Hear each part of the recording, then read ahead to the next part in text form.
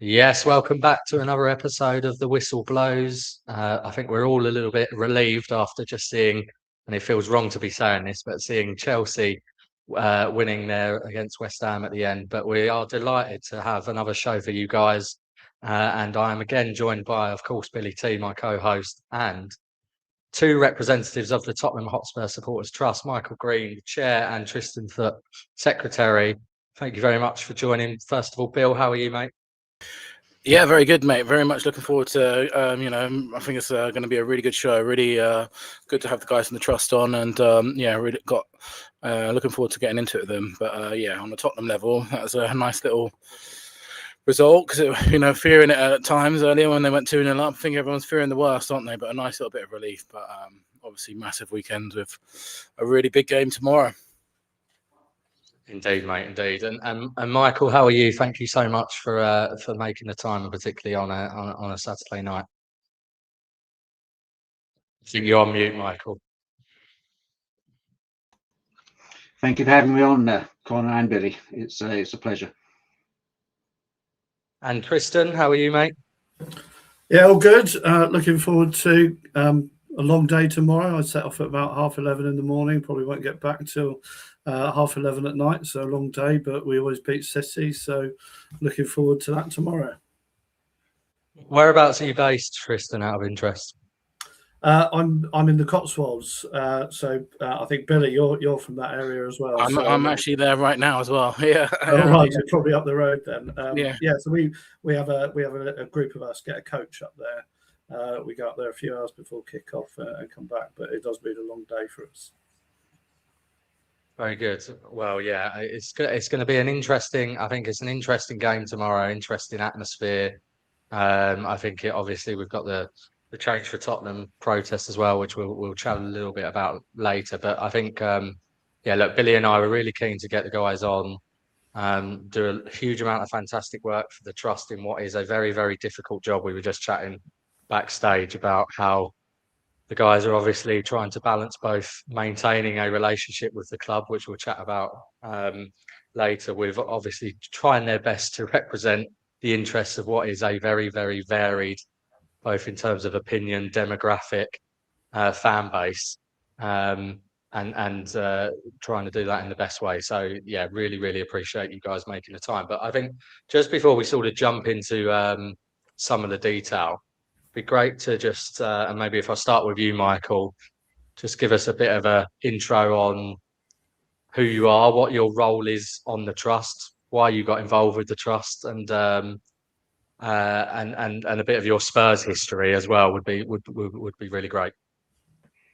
Well, thank you. I actually can trace back my kind of active support of the club, and by active I mean actually starting to take an interest in results and things to the season when we got relegated in the 70s. I'm actually a product of a split family. My family on my mother's side are generally Arsenal, but my mother had the good sense of marrying a Tottenham fan, and he inculcated me into supporting Tottenham, rather than actually, we were living up north at the time, and so it was pretty much a Manchester United area. So I do sometimes wonder if that was if it gifted me, hadn't given me that gift, how much better my life might have been, at least supporting United. But once you make your choice, you can't back out of it, can you? So I joined the Trust about 10 years ago. I was kind of asked to join by the previous co-chairs, Cat Law and Martin Cloak, after putting a shout out for people, members that had experience of finances, because they wanted someone on the board to look at the finances of the club. And I work as a risk manager in a bank, looking at balance sheets and cash flow statements on a daily basis. So I put my name forward, and the rest is history. I mean, of course, as people have moved on, including Cat and Martin, roles have changed, and I stepped up to be the chair a little over a year ago. And it's been an eventful year, obviously, with the Europa League and the change in the management of the club. I'm active we all muck in on the board. We all do different things, and different people get involved in. It's not just one person, but I'm particularly involved in some of the ticketing discussions with the club. I'm also one of the representatives of the trust on various FSA and Football Supporters Europe working groups representing the club there. And I've also obviously continued the activity on the finances.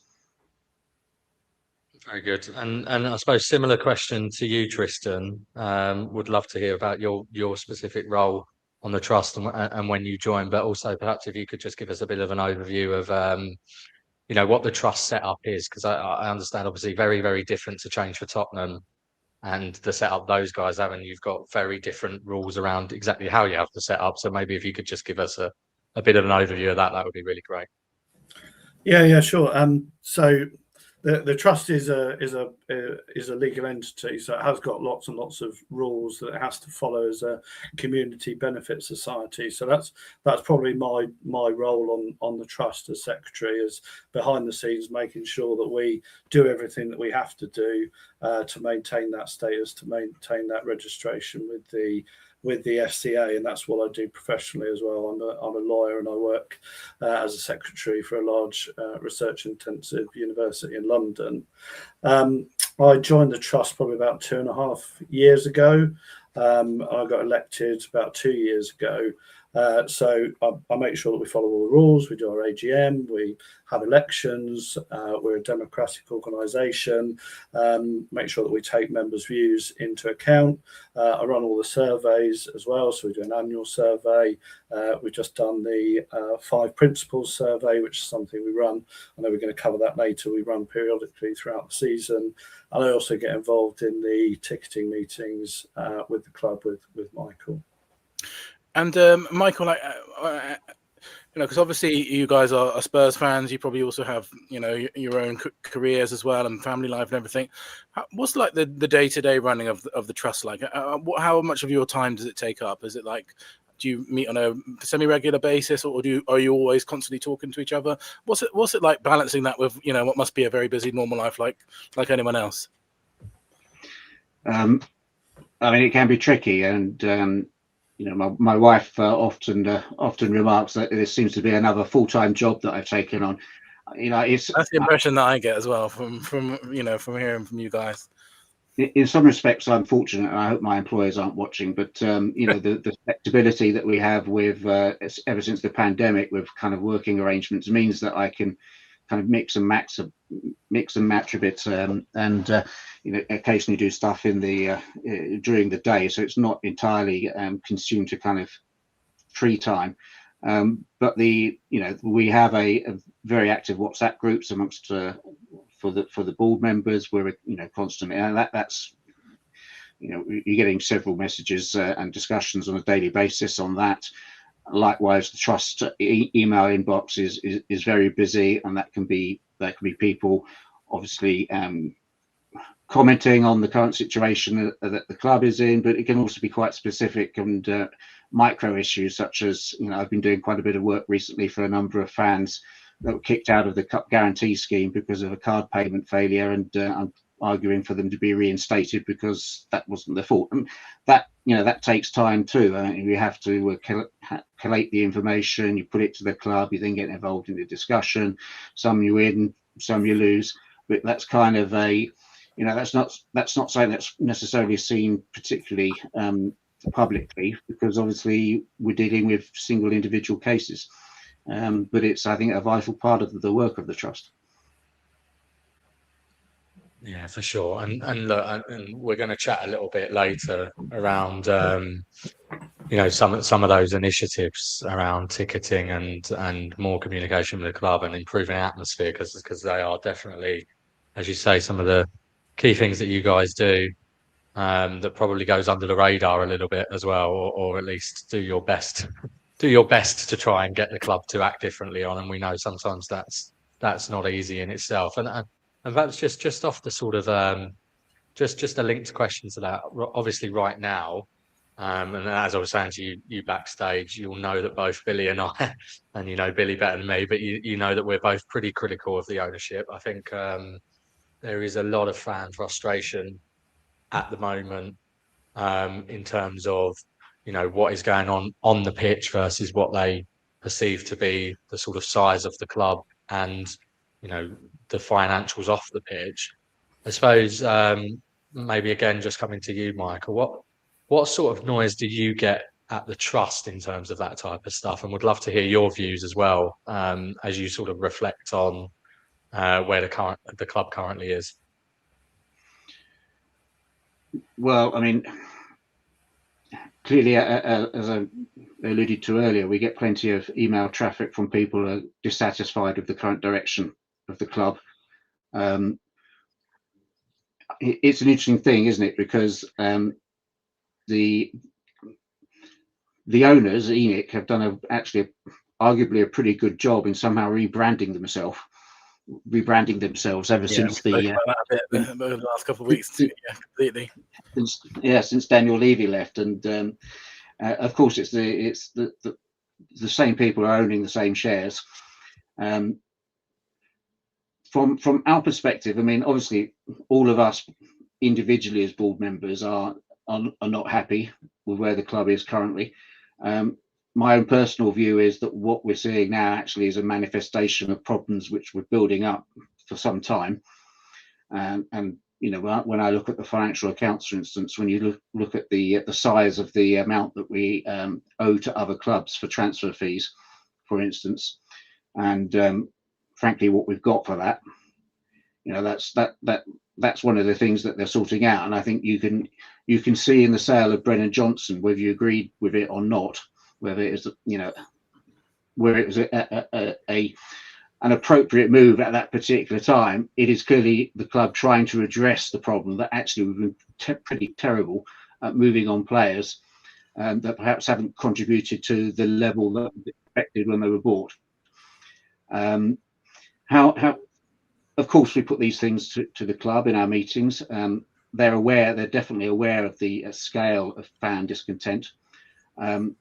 What they say to us is that, as you would expect, they're working on it, but kind of Rome can't be built in a day, and just to trust them. And I can accept the argument that the new management have been in place for a pretty short period of time, but I think they need to be more transparent and more open with the club, with the fan base, in their communications about the direction they're going. And when Vinai came in, and and he's been joined by other senior executives, at the outset they said we want to be more to communicate more often, better with the fan base, and I think we saw that to begin with. There were, you know, YouTube videos and with Vinai, and there's that famous one of him and Daniel Levy before Daniel was ousted. But other members of staff too have spoken. But I think where our frustration, and I think that's reflected in the fan base, is actually once things started heading south again after that initial little run at the beginning of the season, those kind of communications perhaps haven't been as frequent as we would have liked, and as the club itself was intimating would be the case when they first came in. And Tristan, you mentioned that you joined the trust a couple of years ago, and obviously it's kind of coincided with a bit of the, you know, in the last couple of years. I know we did have the Europa League and it was fantastic and everything, but I think the general sort of mood among the fan base, particularly since then and before then last season, was quite testing.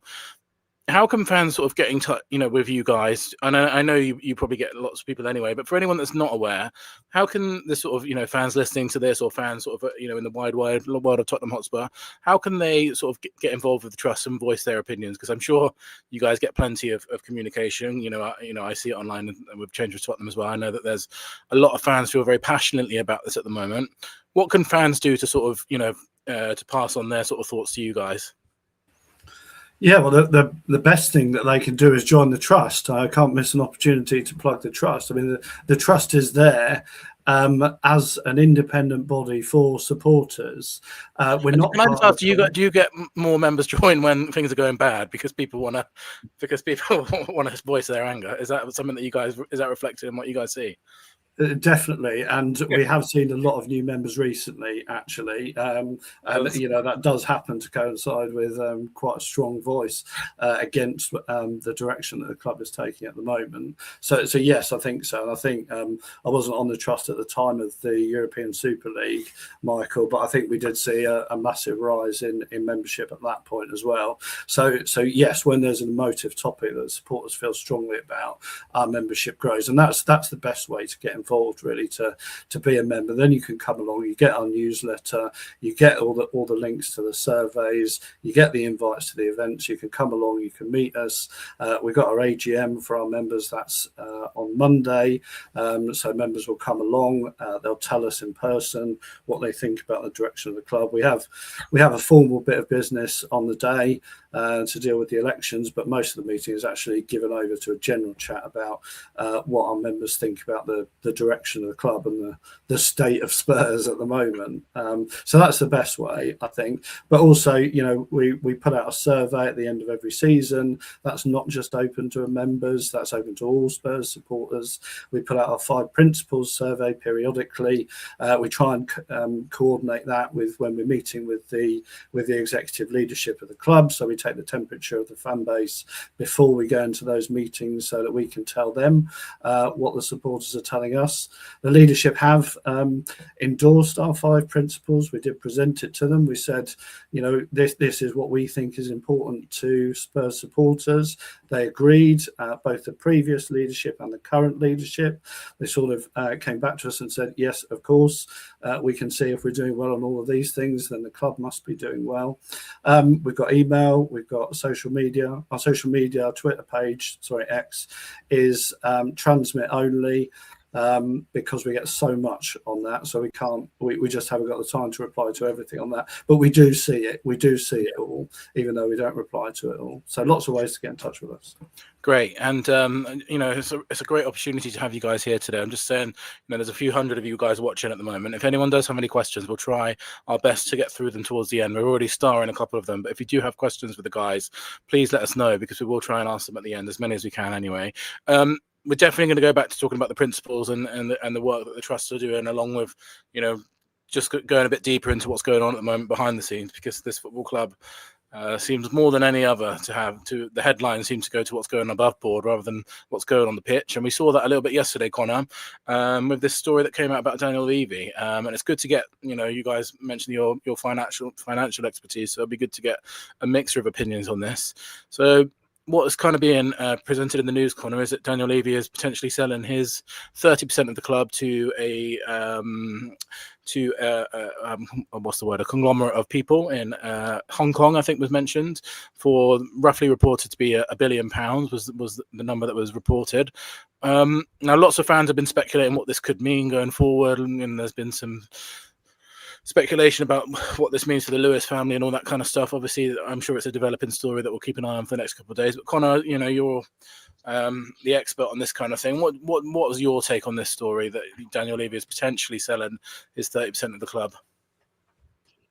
Yeah, it was a bit of an interesting one, a bit out of the blue on a Friday evening, wasn't it? I think the guy in ING was obviously the guy who was originally involved with one of the expressions of interest late summer last year, obviously for the sort of full potential takeover. CEO of Triller, who, as you say, leading a consortium of Asian investors. Look, for me, it would be very, very surprising. I'd love to get Michael's take as well. It'd be very, very surprising, I think, for it to play out that way, because I think, I think there's a couple of points. I think one, the valuation that was spoken about at £1 billion is quite a lot to pay for a minority share of 30% without any sort of expectation of getting full control. And particularly as I think the article itself said that the Lewises have sort of declined to comment, or said that they didn't know anything about this.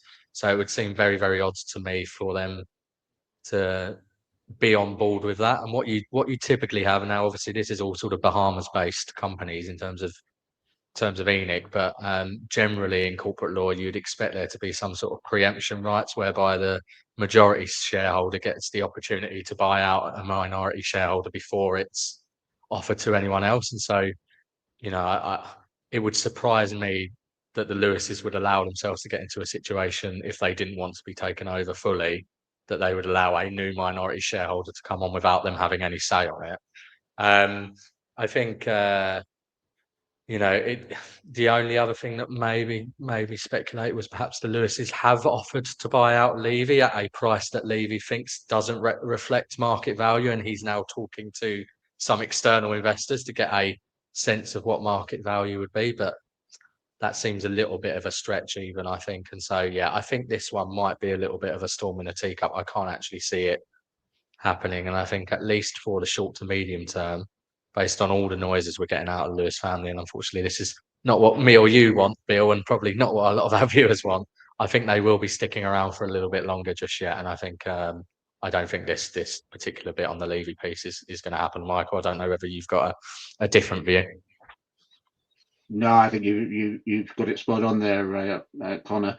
It's difficult to see how it happened. I mean, for a start, you would expect to see some kind of shareholders agreement between the Levy interests and the Lewis interests. The other thing that struck me as odd is I always understood that the Levy interest was held in a trust, just like the Lewis one was, which means that you know the scope for sale is perhaps probably a little bit more restricted than it would be as if you just simply owned Daniel simply owned the shares. And also, I just like you, I fail to see what the attractiveness is for any external investor to hold an interest of 30%. I mean, if you're ponying up £1 billion for effectively a third of the club, you're going to want something in return, and the club doesn't pay dividends to its shareholders. They'll have no control. They'll have limited influence. So unless they think that the club is significantly undervalued, so that when the Lewis family does sell out, they'll be able to cash in that way, I can't see what the interest is for them. And at £1 billion for that, bearing in mind that Chelsea was sold for £2.5 billion for 100% on a debt-free basis, it would imply a very high valuation for Tottenham as a whole, and I wouldn't see an awful lot more fat above that for shareholders to cash in on if a further sale was to occur. Yeah, and that's the kind of impression that we were getting last night as well. But Tristan, obviously, you know, this has been a crazy 6-month period in terms of, you know, what's been going on in terms of the board level. It's been a huge period, you know, with the bombshell that dropped that Daniel Levy was leaving, and then obviously with all the questions that we asked tonight, I appreciate there might be some things which you guys can't share, and that's absolutely fine, just as much as you can. In the 6 months, you know, that has preceded that with, you know, the ENIC 2.0 or the Lewis family, have things been any different for the trust? Has there been any sort of, you know, and I guess that also might coincide with Vinai coming in as well, but on an operational with the trust, have things remained the same, or is there a notable difference now that there's this new structure at all? Obviously, with what you can and can't say, I appreciate. I mean, I think it's fine for us to say that we have seen a noticeable difference. You know, the individuals have changed and the style. And that's what fans are hoping for, I think. Yeah. There has been a noticeable difference. I think, you know, as the season progresses, that will continue. We have asked the club to be more communicative and held them to that promise that they made at the start of the season. And we obviously saw Vinai's statement in the programme before West Ham, which is not something we've seen in previous years. There is a willingness, I think, with the individuals that we interact with to do things differently, but also there's a degree of caution that, you know, you can't change everything overnight. This is an organisation that was run in a very particular way for 2 decades, and it takes time to change that. It takes time to bring new people in, and it takes time for those people to find their feet and establish ways of working. I'm talking here about the leadership, of course. At the level below them, there are, heads of department and individuals who absolutely love the football club and really want to do their best for things. And it really hurts them as much as it hurts us when the football club's not doing well. So we always try and strike a balance between ensuring that there's accountability, representing our members' views, but we do also have to recognise that it takes time to bring about the level of change that they're bringing. They're talking about bringing, and there's a whole organisation below those people that generally do have the best interests of the club at heart.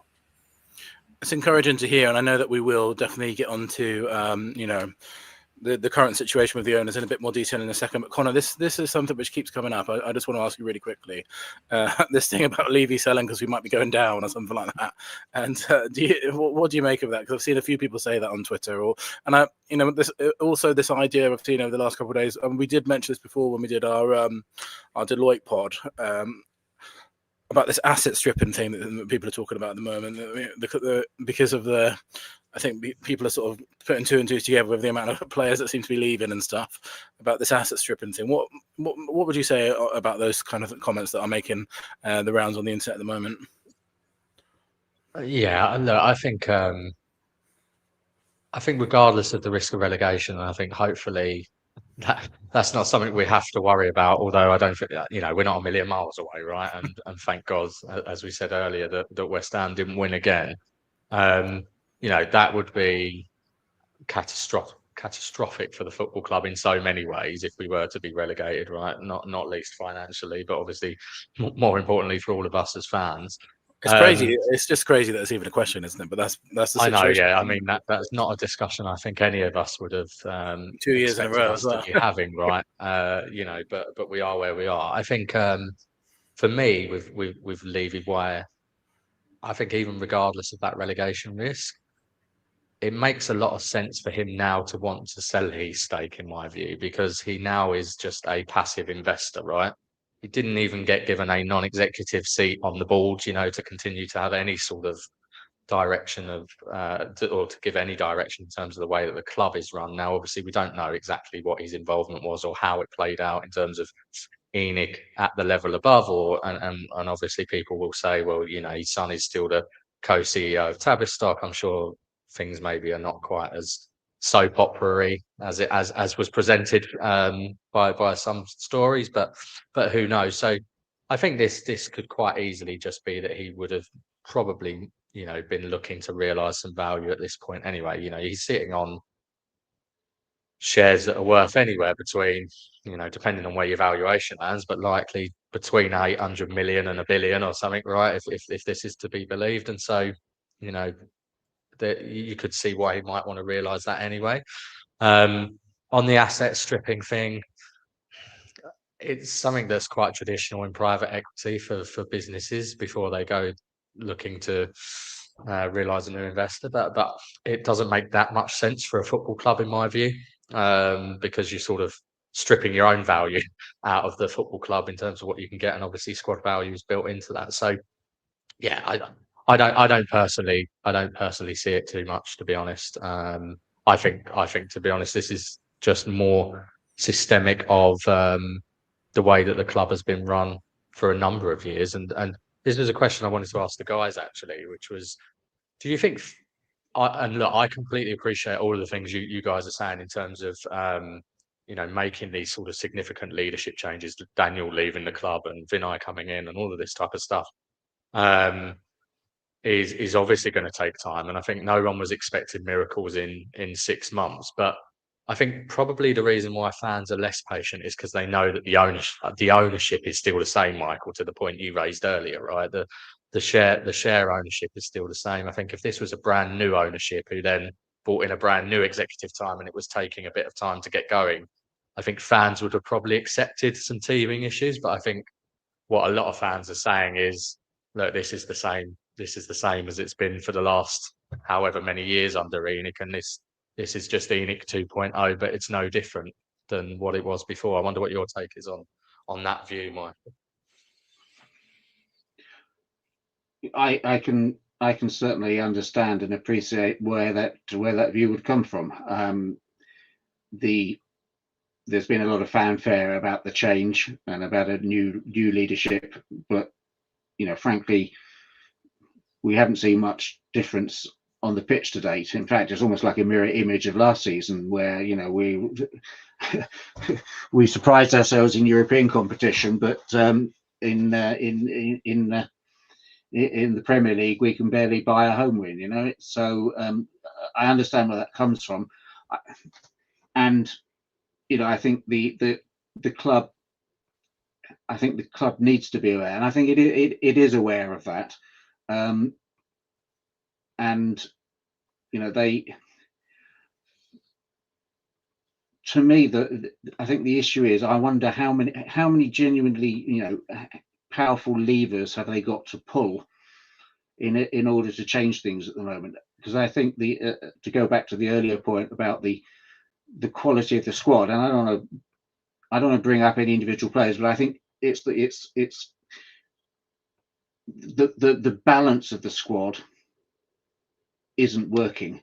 And when you look at the recent successes, so for instance, after Klopp's first season, when they went out and they looked at the weaknesses of that team, and they said, okay, we need a goalkeeper, we need a striker, we need a midfielder, and they went out a defender, and they went out and bought Alisson and Van Dijk and Mane, and that immediately changed them.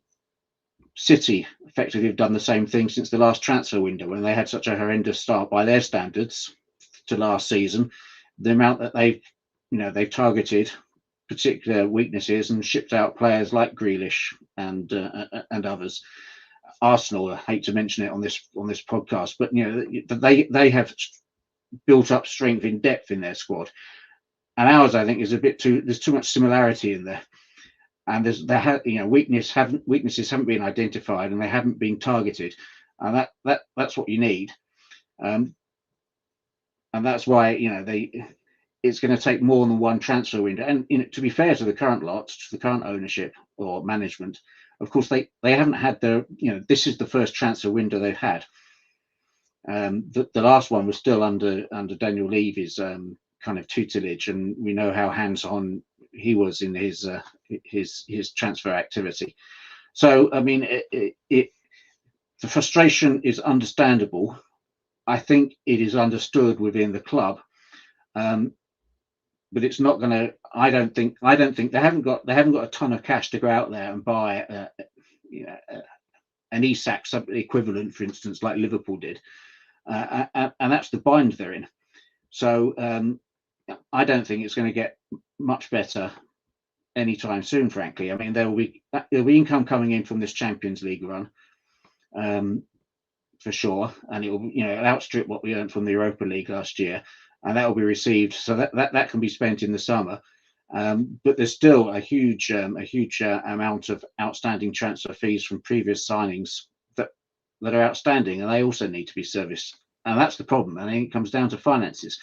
They haven't for so long. We've not been generating enough cash from transfer sales to be recycled into the club. And another example, I mean, it may be, you could argue whether it was the right thing or the wrong thing to do, but when City sold Palmer to Chelsea for 40 million, when you had a handful of first team appearances, we don't seem to be doing anything like that, and it's hurting us.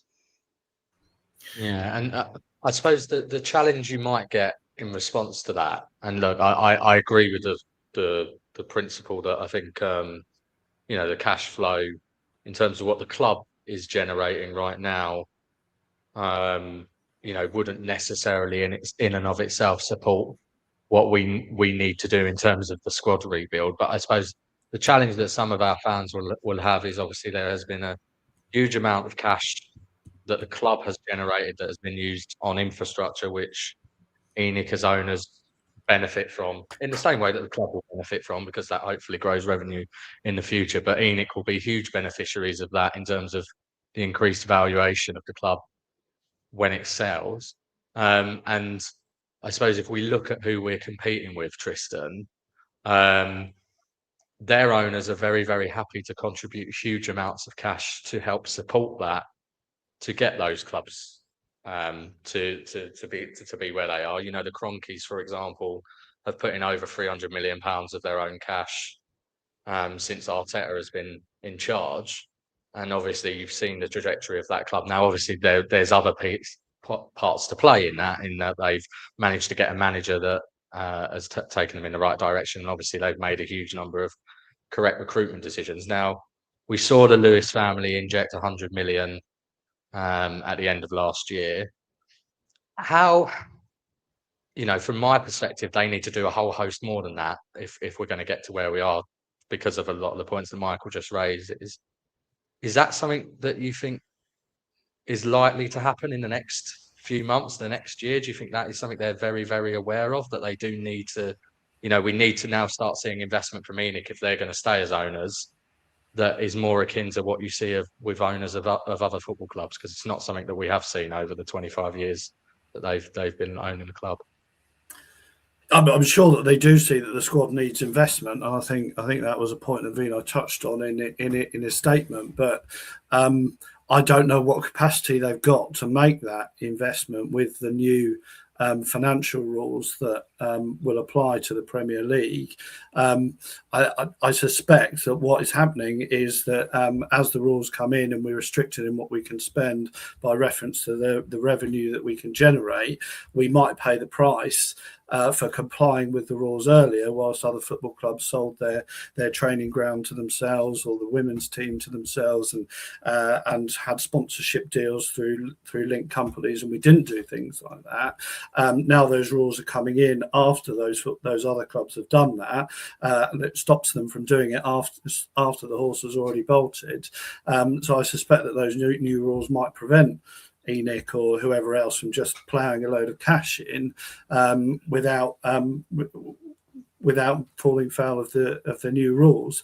I think they do recognise that the club needs investment. And going back to your earlier point, the fact that the ownership hasn't changed, the current leadership, if they don't know it already, they will be realising it now, means that they've got very little patience from the fans in terms of the time that they've got to turn things around. It is really difficult to go to the football stadium at the moment. The atmosphere in the stadium is awful, as I'm sure you all know. I've been taking my boy, he's 14 now. He and I have had a season ticket since he was 6. Actually, on the way back to the coach from the West Ham game, he told me that he couldn't actually remember going to the stadium where he didn't expect us to lose. And I was actually quite taken aback by that. You know, he's 14 and he can't remember not going to the stadium expecting to lose. That did actually sort of knock me down a peg or two. Yeah, no, look, I think it's a really, really fair point, because I think, you know, Bill and I have had this conversation before. I think under Poch, if we go back to that era, we probably, you know, I know we had the year where we actually didn't lose at home. We won 17 out of 19 and drew the other 2. But yeah, I would agree. For the last 2 years, I mean, I certainly feel that way. You know, you wouldn't put your house on us winning any game at home at the moment in a way that perhaps under Poch you felt the complete opposite. I mean, look, I think in terms of that financial fair play piece, I think yes, in terms of, I don't think we could go and do what perhaps City did when they did it, or what Chelsea did under Abramovich, but I would say that we have got a significant amount of headroom compared to a lot of clubs. And I'd expect us to be in a situation where if they had the will to invest, you would hope that we could certainly spend more than we are, particularly on wages. I think the transfer fees have grown since they moved into the new stadium, but wages is somewhere which, for the first time actually, and perhaps we can talk a little bit about this, because for the first time in Vinai's statement in the programme, I think they have acknowledged this wage gap, right, between us and the other top clubs. Yeah, and Michael, were you what did you guys make of Vinai's statement? Because it was a bit unusual timing-wise. Obviously, it's not something which we've seen regularly. Sort of, you know, just came out of the blue, the sort of statement in the programme. I don't think any fan would you know, would have been disagreeing with anything that we said there. That was in the statement. I think that he was saying the right things that we all want to hear about how they're going to invest in wages, high wages, and he kept talking about player trading is how he worded it. But the timing of it obviously seems strange, and obviously, I think a lot of fans just feel, actions speak louder than words. What did you guys make of that Vinai statement that sort of came out the blue, basically? It's difficult to disagree with it. I mean, I think it provided the right diagnosis, but the medicine hasn't been identified yet, I think. That's definitely a good way of putting it, yeah. And I think we spoke a lot about. Sorry, Michael. So the timing was interesting. Obviously, as a trust, we had been urging the club to make a statement, given the rising discontent, and obviously there was the Change for Tottenham protest at the same match. I can't prove that that statement was released then because of because of the urgings of the trust or because of pressure from the protest, but it does seem more than a coincidence, doesn't it? Definitely, and yeah, and obviously we will definitely talk about. I know that you guys have got an upcoming meeting with Vinai, which we'd love to discuss coming up. But just a tiny bit of housekeeping first. We do have a slight bit of news, don't we, Connor? That we this week we joined the Sports Social Network, which is really exciting. For anyone that's listening on podcasts, we are now available on Spotify and Apple, which is exciting. And we have joined a podcast network. So this will be our first break for anyone that's listening on audio or anyone that's listening on Spotify, a video as well. Just an exciting bit of news that we are now finally available on podcast form, aren't we, Connor? Yeah, absolutely. And please don't forget, for those viewers on YouTube who haven't already, please do like this video and subscribe if you haven't already, because that just helps us in terms of our growth, and we've been delighted with the support we're getting already, with sort of about 250 in the house tonight as well. No, I think in terms of sort of just moving past the ownership stuff, I'd love to chat to you guys a little bit about that meeting you've got with Vinai, and see for those who haven't seen it. The Supporters Trust have the survey's currently running. I think I'm not sure exactly when the deadline is, perhaps guys cover it, around the sort of key principles, which I've just pulled up on the screen right here. I don't know who wants to take this, Michael, Tristan, but I wonder if you could just give us a bit of a sort of overview of these principles. I know you've spoken about the fact that this is something that the club themselves agree to, and I suppose one question for me would be, as they should be, these are fairly high level in terms of principles, but are there any sort of KPIs or similar that the club have sort of got underneath these that helps them measure that they are actually looking to do these things?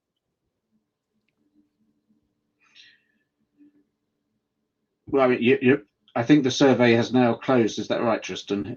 It was due to close this week. Yeah. Go on. Sorry, the principles were adopted. It's at our AGM last year, actually, where we discussed it with the members that were present. And you're right; they were intentionally high level. The kind of the motivation behind it was the calls for the change in ownership of the club, and I think we as a trust had always, going back many years, have always said that the issue of ownership can't be divorced from what comes next, and so the idea was that these principles would apply to any owner of the club, and what we'd expect them to how we would expect them to run the club, and of course they particularly were designed to address some of the weaknesses that we saw in the current the current operating modus operandi of the club. We've surveyed 3 times now. We've just got as Tristan said, we've just closed the survey for the 3rd time. We'll be releasing the results shortly once we've put them to the club at our meeting with Vinai next week. We don't want to, pre-announce those just yet, but that will be coming. But I think anyone, either of you two or any one of your viewers who would take a reasonable guess as to what the results might be, probably won't be far wrong in their estimate. Yeah, the idea behind the 5 principles, Connor, is that we it's really something that we can go out to a large number of supporters with, so that they can tell us how they perceive the club, and then we can reflect that back to them. It's really for the club to demonstrate that they're performing against these 5 principles. So we haven't attempted to define them further, because we want supporters to be able to quickly say, out of 10, how do they think the club is doing on these 5 fronts? And then we can take the temperature, at various points throughout the year, and then feed that back to the club. But they tell us frequently that they don't want us to comment on who should be playing at left back that week. That's their job, right? So it's for them to demonstrate that they're attracting and retaining talent in the transfer window, and then when it's over, we'll give them a score out of 10, and we'll keep track of those scores, whether they're going up, whether they're going down, and that will form a key part of our conversations with them. That makes sense. I suppose what you might expect the club to be able to demonstrate, though, if you take that same one as an example, attract and retain talent. So with build a transfer policy and competitive wages to secure top players. I think going back to the wages point, I don't think they could demonstrate right now that given the size of the club, they aren't necessarily competitive on wages. Now they have now acknowledged that, so hopefully that is something that will change. But yeah, really looking forward to both seeing the outcome of the survey, which I think, to your point, you're probably expecting the results to have gone one way, but also the response from the club in terms of those pieces. Do you think the club will make any type of additional statement in response to your meeting with them, or do you think they'll want to channel that all through you guys? That's difficult to say, I think. They do want to have a new approach to communications, which is why it's a difficult question to answer. I think they acknowledge that the club has been quite reactive historically in when it's chosen to communicate, and I think they want to change things. So it's fair to assume that they want to be a bit more proactive. So I don't really know what that means for this survey, because to one sense, if they put out a statement immediately after we've given them the results, then that looks quite reactive. So maybe they won't comment on it, but maybe they might proactively try and put something out that demonstrates what they're doing, to answer your point, Connor, to further the club in these 5 areas. And I know, I'm not asking for a specific date or anything like that, but just as a rough outline, I know you did mention it just there. What's the sort of time frame that we can expect to see, both the results of the survey and the sort of, what happened in the meeting with Vinai and stuff like that? When can people that maybe contributed to the survey or interested to see how that went? What's the kind of time frame we're talking about here in terms of when fans will be able to find out more about that, how that process went? I think the plan is to put the survey results pretty much as soon as possible after the meeting with Vinai. The results of the meeting, we do prepare minutes, or the club prepares minutes. They often tend to take a few days as we haggle over the details in those minutes. But those are published, and again, we will, via our own communications, draw attention to that. Great, and we'd be very, very interested to see what happens, and we'd love to have you guys back on to talk afterwards if you would, because I'm sure everyone is. What's going on behind the scenes is obviously getting a lot of attention at the moment, as it has done in the past couple of years, just because there is that frustration. And, it'd be really interesting to see what the club are making of it all, really, because I know you guys are, you mentioned a couple of times that the club are aware, and I'm sure, the people that are running the club, they're not stupid, are they? I'm sure they're very aware of the fan sentiment at the moment. I think fans are making it clear in multiple ways, both at games, offline, and all that kind of stuff. But yeah, we're really very interested, wouldn't we, Connor, on seeing how this goes, really, because like I said just now, like the fans are desperate to hear stuff about this kind of stuff at the moment, just because of the situation that we find ourselves in.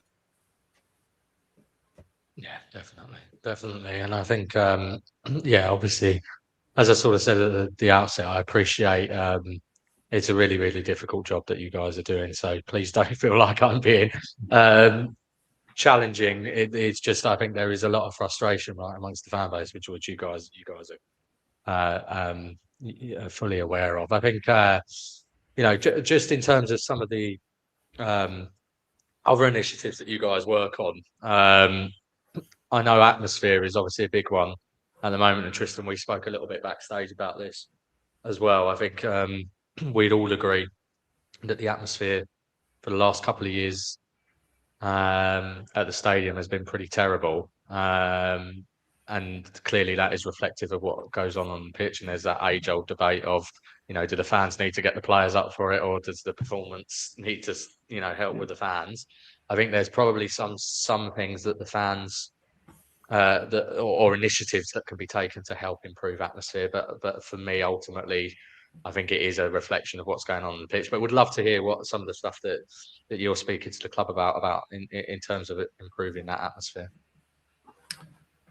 Yeah, certainly. We've got a campaign that we've called "Fill Our Home, Find Our Voice," and I mean it's really to directly answer some of those things. The things that we spoke about: going to the stadium, half expecting a bad result, not feeling confident about the match, empty seats everywhere you look, no Harry Kane, no Heung-min Son.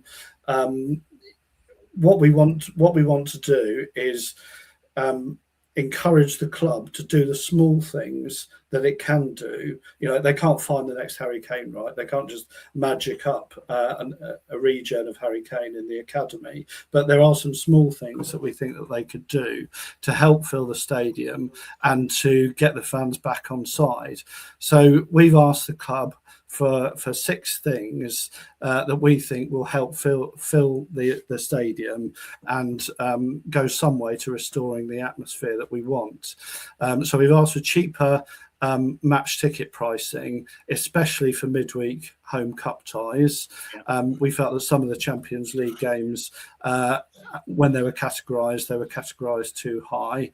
We've asked them to extend the young adult category. It's currently 18 to 21. We've asked them to extend that to 18 to 25. We asked for young adult concessions for all matches. We asked for concessions throughout the South Stand for all children and young adults for every match.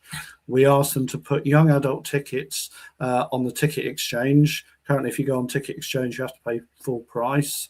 And we asked whether technically they could make the reselling platforms an option for season ticket holders when they relist their ticket for sale to sell them at a lower price if someone that was entitled to a concession wanted to buy them. And we felt that those were things that would encourage young supporters into the stadium. The club previously has said things about the demographic of the ageing demographic of the supporters inside the stadium. So they recognise they need to get younger fans in there, and we think that will help them drive the atmosphere. So that's something we're pushing the club for this season. Great. And, I'm sometimes in conversation with Return of the Shelf as well. I know there's a lot of people that are working with the Fab and you guys and, Change for Tottenham. There's lots of people that are trying to sort of drive the atmosphere to improve it, because I know it's a big, big issue. I know one of the things that Return of the Shelf in particular have pushed for, Michael, is a singing section. Have you just in your conversations as a trust with the club, or in terms of the atmosphere, have you guys heard anything or suggested anything about a singing section or anything like that? Because I know that's something which seems to appeal to fans. We've seen it trialed a little bit at the Aston Villa game, but I know that in conversations might need to be some adjustments to that. And what's your guys' views on the singing section idea? Because I know it's something that fans have been pushing for quite strongly online. Yeah, I mean, I haven't been involved in the discussions on atmosphere directly. It's our colleague Rachel has been leading that for the trust and working with Return of the Shelf. obviously we're fully in favour of it, but I think the issue has been within it's kind of logistics and the need to move people, and I think the club has been reluctant to do so.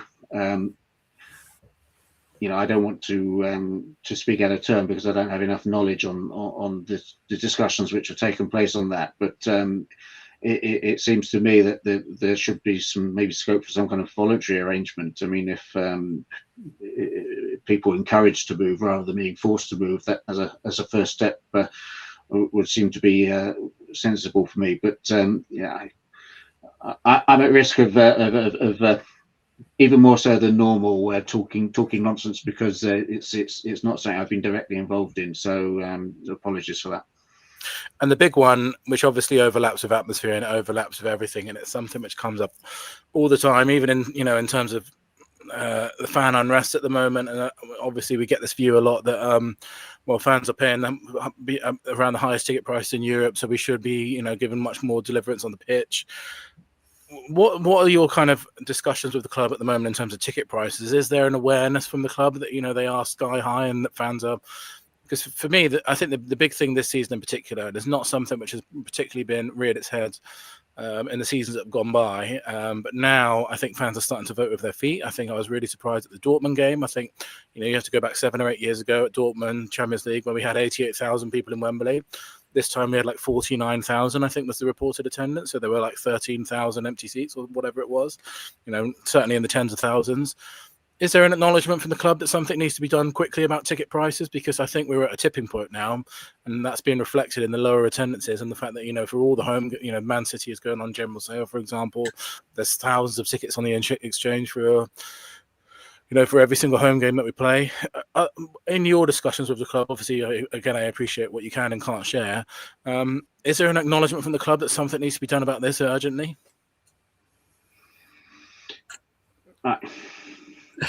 I mean, they're not going to come out to us and say ticket prices are sky high. Yeah, of course. So they're not going to say that. But I think the facts speak for themselves. I mean, everyone can see the empty seats. Everyone gets the emails saying, invite 4 friends to this home Premier League game against Manchester City. Give match tickets away as Christmas presents and things like that. That's never happened before. So yes, they are aware. Of course, they're aware that there's an issue there. We are in the midst of discussions about pricing for next season at the moment, and we've got meetings coming up, so we can't talk about those at the moment. But of course, we're aware, they're aware, and we take that knowledge into those meetings.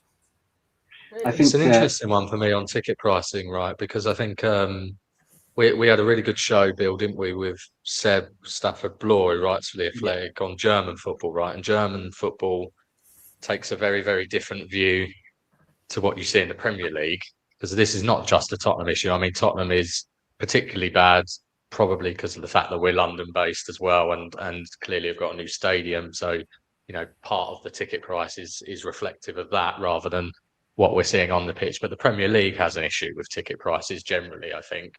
Particularly down south, which is very, very different in Germany. And I think the frustrations for a lot of fans is actually, if you look at match day revenue compared to all the other key revenue streams, be it broadcasting or be it commercial income, match day revenue actually is starting to pale into insignificance, even at the level that we're charging at as Tottenham, right? And so, that extra money that you get as a result of, and we'll chat about this in a second, maybe scrapping Save Our Seniors, or as you say, making it difficult for people to sell tickets on the exchange, or maybe making it difficult for young adults to get their concessions.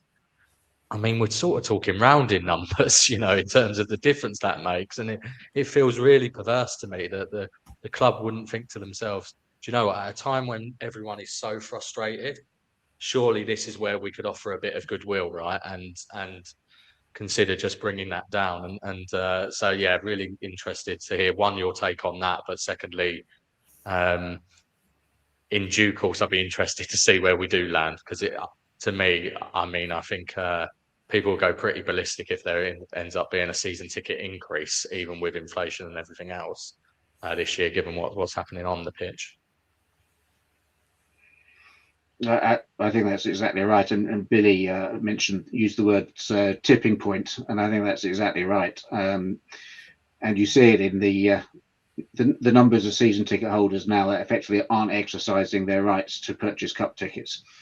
And that's because they're simply too expensive on top of the outlay for the Premier League season ticket. And Connor, you're also exactly right. This is not a Tottenham specific issue. This is across the whole of the Premier League. We're obviously one of the most expensive. Ourselves and Arsenal pretty much neck and neck in terms of the amounts that we extract from fans. But when you look at what Manchester United are doing, the way they've got rid of all senior concessions, I think, at Manchester United. And there's genuine, in my discussions with other fan reps from other clubs and under the umbrella of the FSA, there's genuine anger out there about what clubs are doing, and that's why the trust was happy to sign up to a call from the FSA for season ticket prices to be frozen for the next 2 years, in matching the current TV contracts, because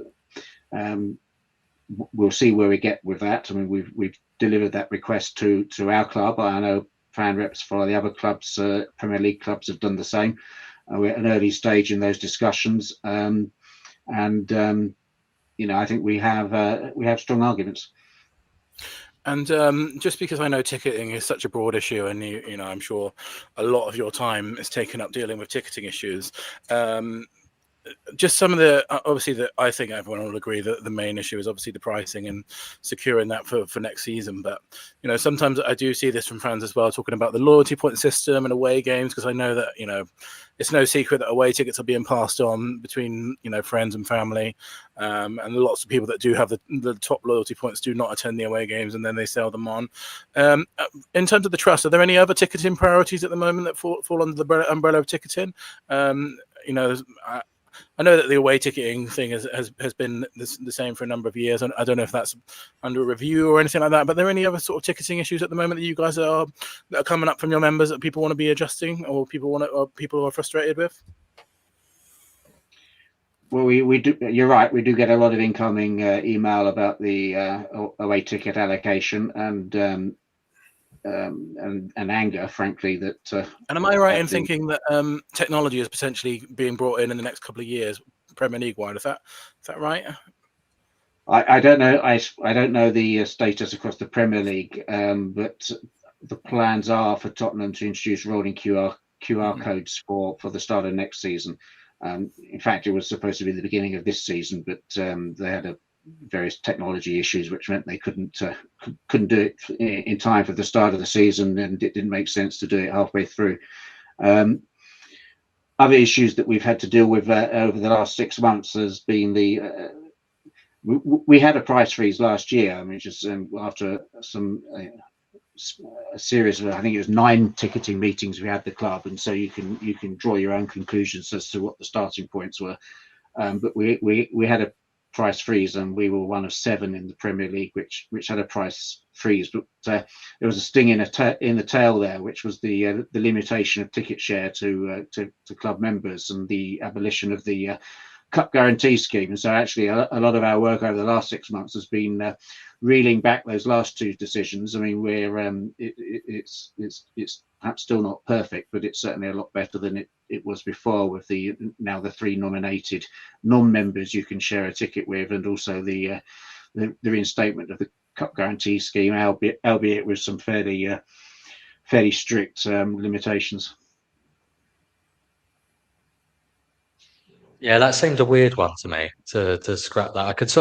I got the rationale a little bit in terms of perhaps the concern was that people were giving tickets to, it was an easy way to get tickets to non-Tottenham supporters or something, right? In terms of, there's been instances where you've had opposition supporters in the stand or whatever, but there's plenty of cases, and I know Rachel spoke about this a lot on some other shows, where it just wouldn't make sense to purchase a One Hotspur membership, and for people that can only attend 1 game a season, when you've already got, as we're saying, those quite extortionate ticket prices generally anyway.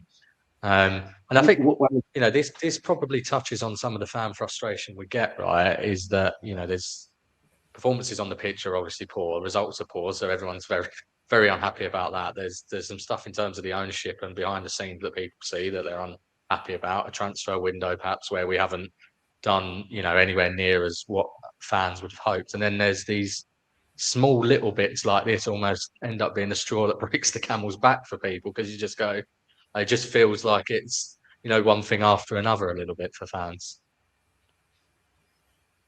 Yeah, absolutely, and we do try and make sure that the club is aware at senior levels of the impact of these things. You know, if you're an individual and you've just forgotten, your credit card gets updated and you've just forgotten to update the details, not in one place on the club website, but actually there's two places that you need to update it, and then you're kicked off the cup guarantee scheme. You haven't got a ticket for the match you thought you were going to, and you've lost 10 loyalty points. Then you feel that the club's got something against you as an individual, and we do try and communicate the impact of those policy decisions on individual supporters so that they're fully aware of the impact that they have. And you know, after a while, they seem to reverse those decisions. Michael's been quite instrumental in getting, I think, about 30 people reinstated onto that scheme and get their loyalty points back. But you know, that's not a small part of our work. Actually, is, you know, picking up the pieces of some of those decisions. Yeah, for sure. I think just in the interest of time, because we, you know, appreciate you two are both busy with all of that stuff as we discussed, as well as trying to maintain relationships and maintain work, I'm sure. So we didn't want to hold you guys for too long, probably another 10, 15 minutes, if that's okay. Bill, just wanted to have a quick chat about obviously tomorrow. So huge game in terms of the where we currently are, where Man City are in the title race against those who shall not be named. We obviously have the protest tomorrow, Bill, as well. So I didn't know whether you wanted to just do a very, very quick overview and reminder for people in terms of that protest. Yep, sure. So obviously this will be our second protest in January. This is specific protest is in reflection of what's going on in the transfer window. We've had, and I'm sure the Trust have guys as well. And just to say as well that, you know, Change for Tottenham and the Trust, we are in constant dialogue together. We do, you know, we talk with Tristan and Michael and the guys, and we talk with Rachel. You know, so we do reach out to each other, which I think is good, because I think, you know, a lot of our sort of the sentiment that we're both getting overlaps and stuff. So it's just, you know, it's great to be able to talk to the guys all the time, which is fantastic. But obviously, in terms of Change for Tottenham, we're getting a lot of supporters that have been particularly frustrated this January, you know, particularly in reflection to where we are in the Premier League and our home form, and the fact that we've seen, you know, Thomas Frank, I think, came out publicly on Friday and said the squad, and he literally publicly said the squad is weaker now than it was at the beginning of January. He admitted that. He said we've lost 8 first-team players in January. There are rumours at the moment going around on Twitter that is going to be more tomorrow when we see the team that is posted. So, you know, we're in a little bit of a crisis, I think it's fair to say, particularly in terms of the Premier League. So we are going to be protesting tomorrow. This is our first in-stadium protest, and we're going to be asking fans to meet at 4:00 at the South Stand entrance, and also for the first time we'll be doing a walkout as well. This is something that we've been, you know, lots of our members and lots of people online have asked us to do multiple times. Obviously, it's something that we've always undenied over, just because the logistics of it, and you have to sort of mobilize lots and lots of people. It's not something that we've done in the past, but it'd be interesting to see. You know, we'd love, you know, as many people as possible to join us tomorrow, and this will be first of some persistent, continued action, I think, because, you know, as we've touched on between the guys, and as you touched, I'm sure as will be reflected in your survey, fan sentiment with the new ownership is almost at an all-time low at the moment. The connectivity with the fans, and it was interesting to see Vinai name check it personally. You know, he said that he understands that fan connectivity is a low point at the moment, and I think that's reflected in what we're seeing with the club. So we will be protesting tomorrow, and you know, hopefully there'll be some persistent and consistent action at home games moving forward, because I think fans want to see, you know, the promises that were made in summer about being an ambitious club and about being a club which is going to, you know, be able to compete on multiple fronts. At the moment, that's not being delivered, and hopefully, you know, fans will be able to voice their frustrations tomorrow. Thanks for that, Bill. And yeah, I mean, I think you've sort of touched on the points Paddy mentioned here in terms of partnering up. in terms of Change for Tottenham and the Trust, and obviously, as you say, in very, very regular dialogue, both doing slightly different jobs and from slightly different places of governance and everything else as well, right? So I think just it's worth reminding fans of that. And in terms of whether they'll be attending a protest tomorrow, I'll ask you both, Michael and Tristan, as the questions come in. I met Michael at the last one, so I know he was there. But you guys, in terms of the protest tomorrow, is obviously in the stadium anyway. Will you be taking part?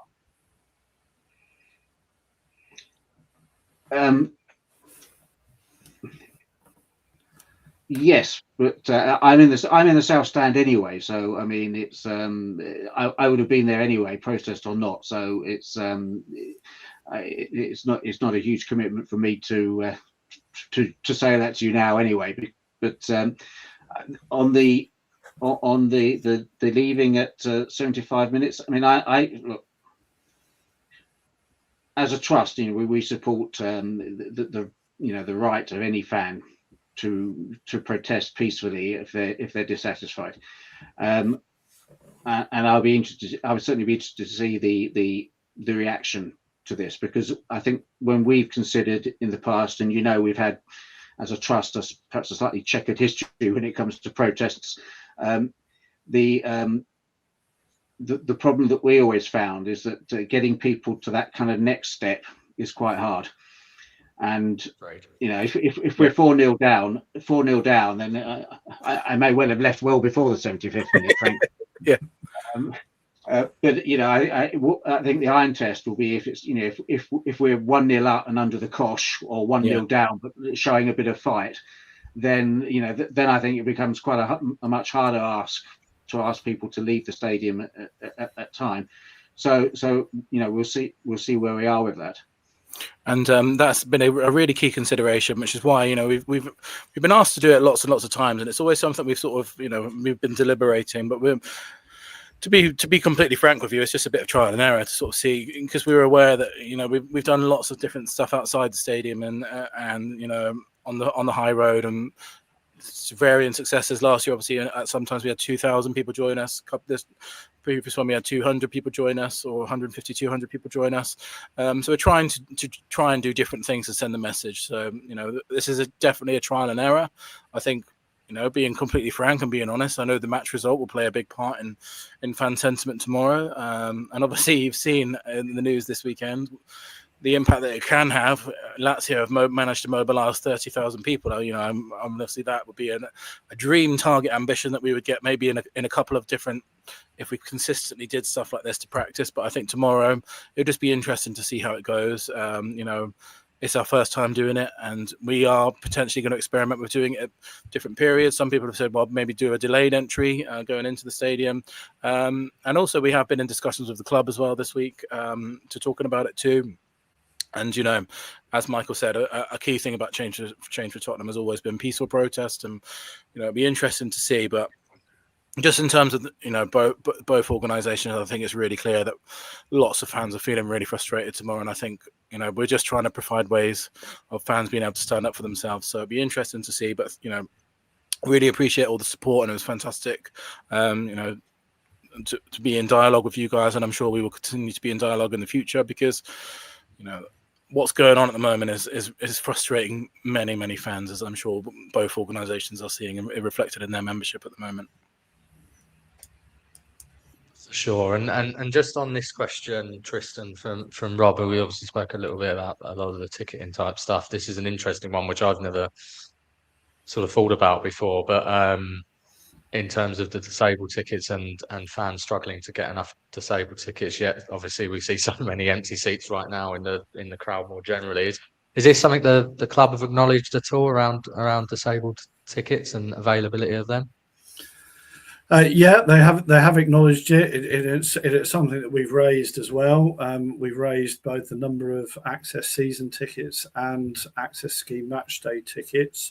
There is unfortunately a limit to the number of seats that are available for disabled supporters within the stadium, within those particular areas. But we've pushed for those to be available more available on the ticket exchange when season ticket holders want to move them on, and we've pushed for the club to be transparent about the number of access scheme season tickets that are available. I mean, that's something that's particularly close to my heart. My son is on the access scheme, so the club provides brilliant support for him and for me to take him to matches. So, hats off to the club for what they do there. But there are always improvements that they can make.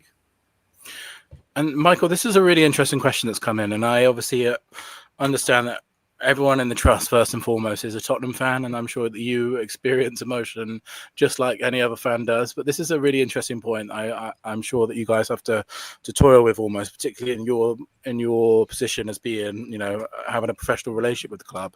So, given the connection that THST has with the club officially, I'd be interested to know how you manage your personal anger, frustrations with the club whilst retaining that connection to the club.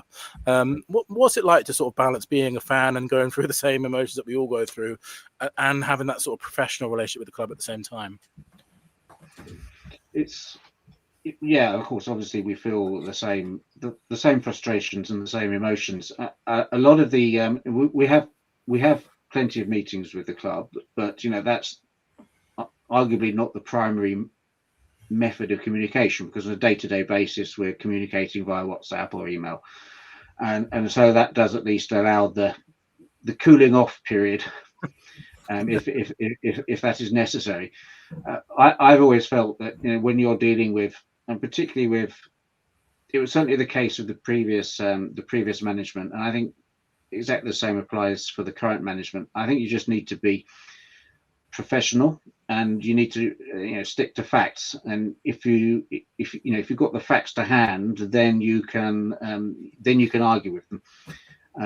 And whilst emotion is obviously important as football fans, and it's what drives us to be football fans, sometimes it is not always the perfect tool for winning an argument when you're dealing with financial issues. Or to go back to, say, for instance, the example I gave at the top of your show about the cup guarantee scheme.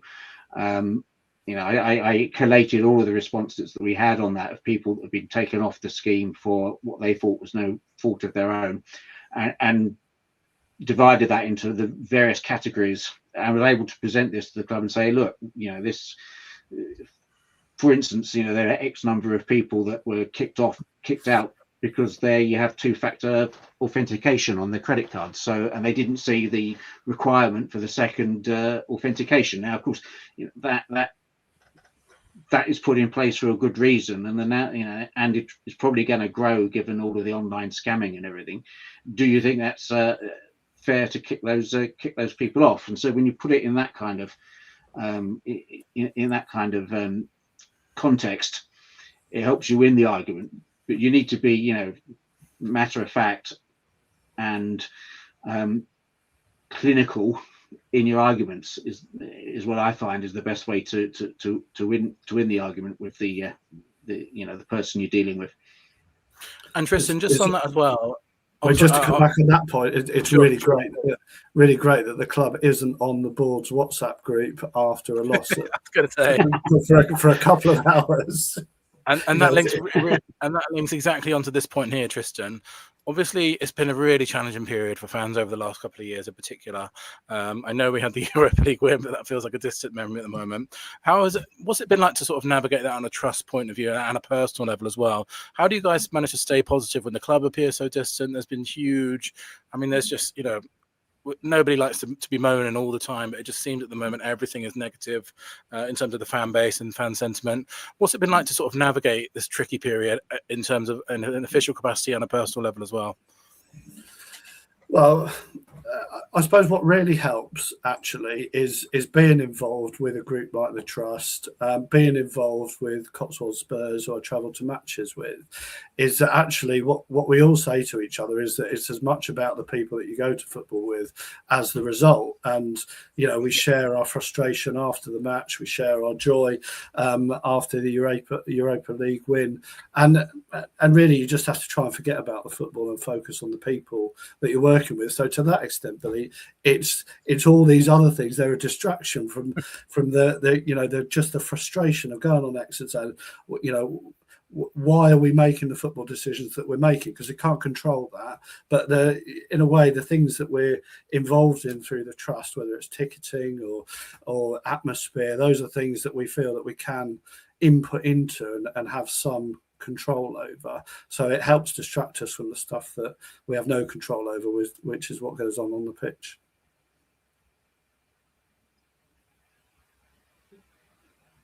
Thank you for that. That's really helpful. And just to wrap up, one sort of final point that's been raised a few times. I think this is a sort of fan frustration. We've spoken earlier in the show about obviously the sort of post Levy world and who's accountable now. I mean, from my perspective, and you guys will have one in terms of your dealings with the club. I mean, Vinai is the CEO, right? So he's the person who's responsible for sort of day-to-day operations. I think they have now put in place probably a structure which is more akin to the typical structure you'd expect to see. Daniel was probably doing way too much, and also in a slightly different place to many, where he was sort of the day-to-day CEO de facto, as well as being a part owner, right? And so the structure we've got now is probably more akin to what most of us will have seen in our business lives, where you've got a proper executive team with many people doing things under Vinai as CEO, and then obviously the board above that and the owners above that. So for me, ultimately, it sort of goes to Vinai, but I'd love to hear your perspective on that in terms of your dealings, and obviously that's who you're meeting. Well, I think the club itself is keen to draw a distinction with how they've run things from the past. So they're keen not for us to see one individual as responsible and for that team responsibility. So that's taken some time for them to adjust to. It's taken some time for us to adjust to. But we're trying to understand where the responsibilities lie in the new structure, and really seeing it as the executive team that's accountable at their end. I mean, that's my own perception, Mark. I don't know if you've got another view. Well, I think that's right. I mean, we as a trust argued that the management structure that we had in place previously was no longer fit for purpose for an operation that had grown as large as Tottenham Hotspur, and it was necessary to broaden the expertise at the executive level, because even if Daniel Levy was Superman, someone of his in his position shouldn't be deciding the door handles in the new stadium, famously.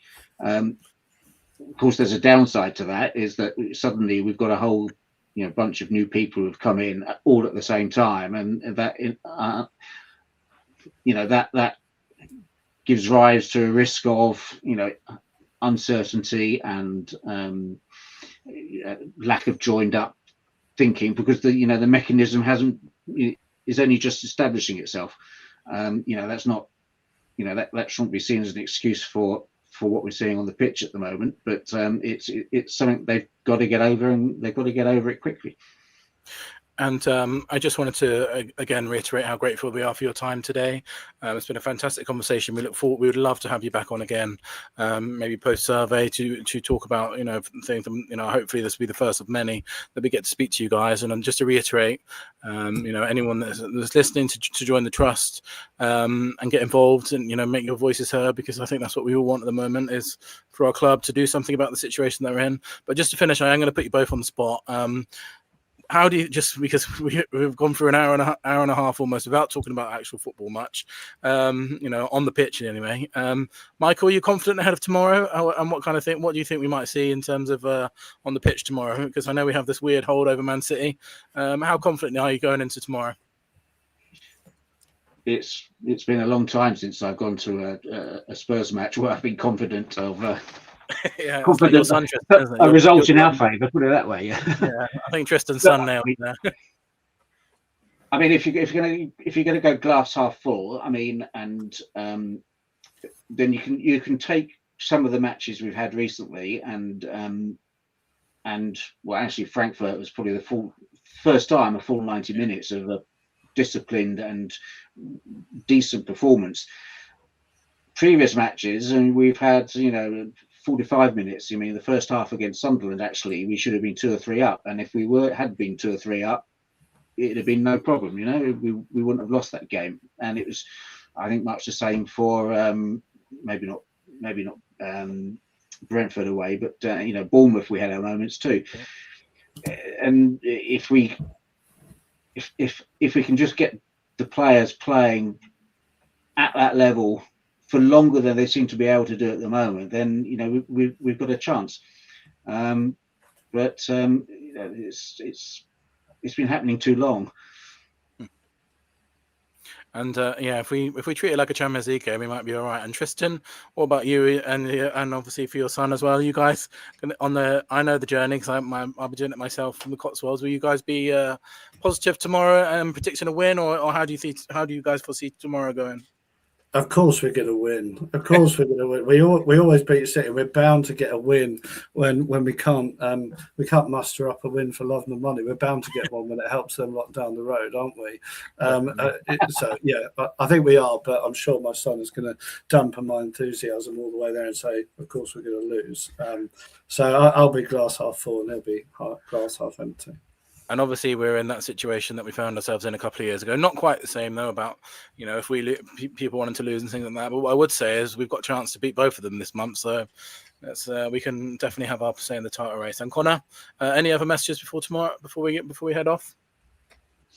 No, just to say, look, thanks so much, both of you, for your time. I appreciate, as I said earlier, there's obviously a lot of frustration at the moment, a lot of challenging questions, which probably you guys almost feel like you have to front for the club at times, I'm sure, when you come on shows like this. So I really, really do appreciate your time. And as I said at the start, I fully appreciate what a difficult role it is that you both have in terms of doing that. And I think it's going to be interesting, right? We've got a couple of days left of the transfer window.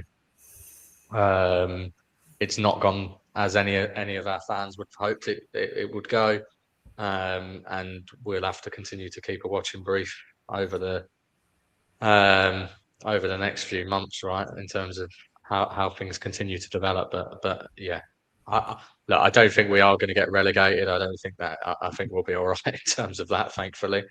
But I think we all want to hopefully see our football team performing how we think it should perform, and being back where it deserves to be, and what the fans deserve it to be. So yeah, thank you so much. If everyone could please like and subscribe, as I said earlier. Bill, I think we're going to try and do a show either on Tuesday or Wednesday, aren't we? We haven't we'll need to firm that up. Transfer window debrief. Little transfer window debrief. We'll debrief the City game. But yeah, thank you so much for all your support, and yeah, come on, you Spurs. Thanks for having us on. Thank you. Thank you. Pleasure.